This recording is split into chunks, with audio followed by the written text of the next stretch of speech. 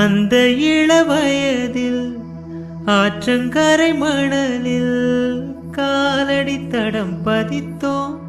யாரழித்தார்?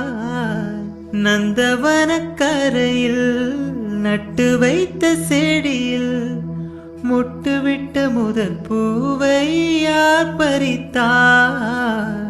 காதலர் தீண்டாத பூக்களில் தேனில்லை, இடைவெளி தாண்டாதே என் வசம் நான் இல்லை. தொட தொட மலர்ந்ததென்ன பூவே, தொட்டவனை மறந்ததென்ன?